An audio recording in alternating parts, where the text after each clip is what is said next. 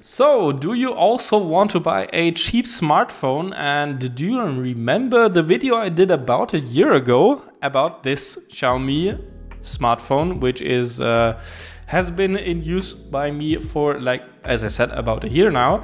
And as I said in the last video, I wanted to do a follow-up video on what it was like to own this cheap phone, which was about 150 euros. So quite on the bottom end of phones. Obviously there are some cheaper ones, but this is kind of the lowest I would go, and I'm going to tell you the experience I had with it.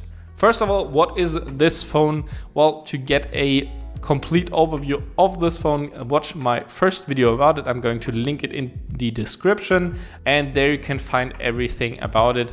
It has a pretty high resolution screen, has 4 GB of RAM, it has a triple camera, which is pretty much kind of useless, but I'll come to that later. And it has, well, nothing really out of the ordinary, especially if you look at more high-end phones or at different lower-end phones. But how was my experience so far?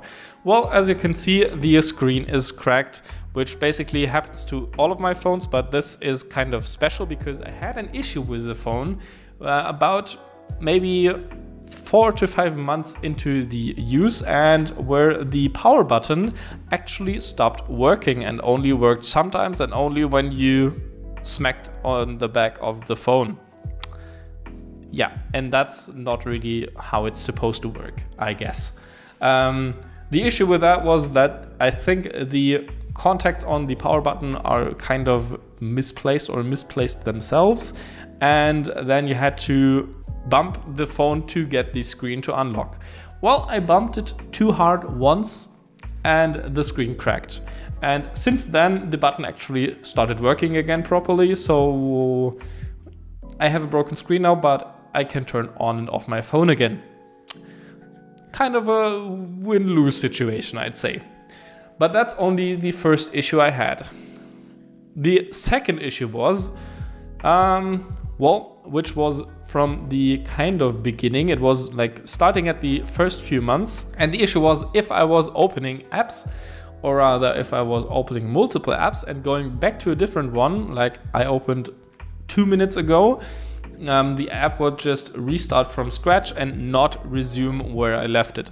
So I don't know why, but multitasking on this phone seems to be impossible, and every time you go out of an app, it almost instantly closes and doesn't reopen at the same point you left it, which can be quite frustrating, especially if you want to do multiple things on a phone, which might be something you would like to do. For example, if you do something on your phone and then somebody calls you and you go back into the other app and it just reset everything and you have to start over. So that's quite an annoying thing.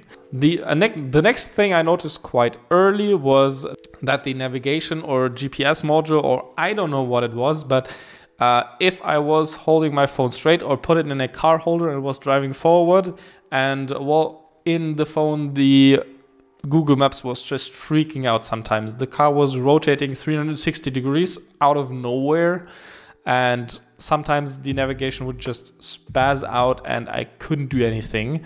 And yeah, I've never had that on any other phone besides this one. So I don't know what happened here, but this is so annoying if you want to drive somewhere. For example, if there are like tight streets or something, which here in Greece is actually the case a lot of times, and when that happens, you can get quite frustrated. One good thing about the phone, though, to get the bad stuff, or well, to also say some good things about it, it is pretty well usable. The hardware it has makes the phone usable pretty well. I had some points where on a software update, the phone was just really slow, like almost unusable, and then another update came and it made it much better. So I don't know if it was a software bug or whatever, so I'm just gonna push that aside to the software side of things. But now it's usable again, and it is quite smooth, and as smooth as it was at the beginning, if you don't look at the multitasking solution, I guess. Also, the battery life is exceptional and still is very good. I would say you could go if you are not a power user and are not maybe using the hotspot all the time like I do, you would be able to go 2 days without charging it. So the 5000 mAh battery is sized quite good, and that's one of the positive sides on this thing. But I have some negative sides again, because the camera, as I said in the first video about the phone, it's just not really usable for anything. You can't take good pictures, even at that it says like 50 megapixels. Just don't try. It's terrible.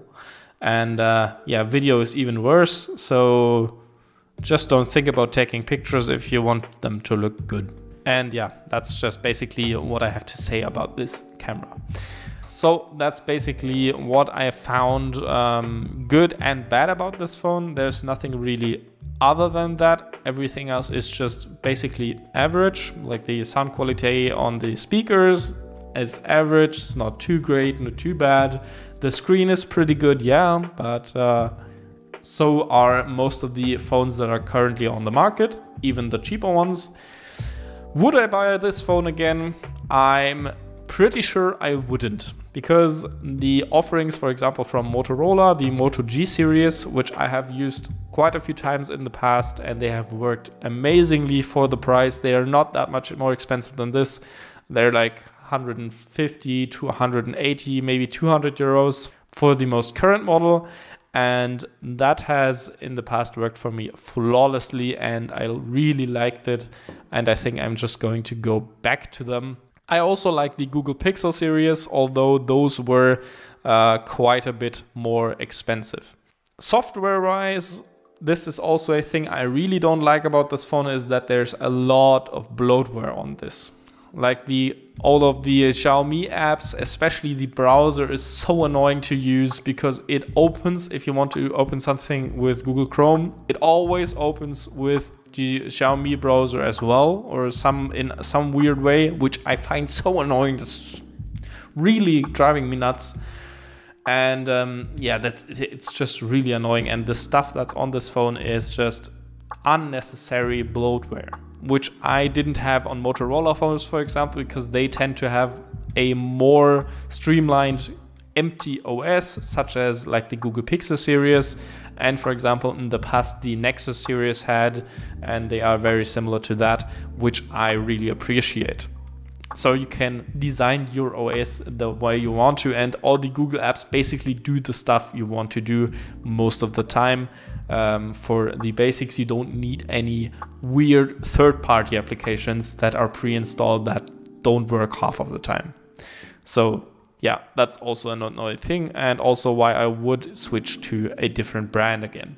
I would really like to hear what your experience, maybe also your long-term experience, were with Chinese phone like Xiaomi or Huawei, or maybe some other brands that aren't really that popular, but can seem to be a good deal because the specs are quite good. And yeah, I would appreciate some feedback if you have any.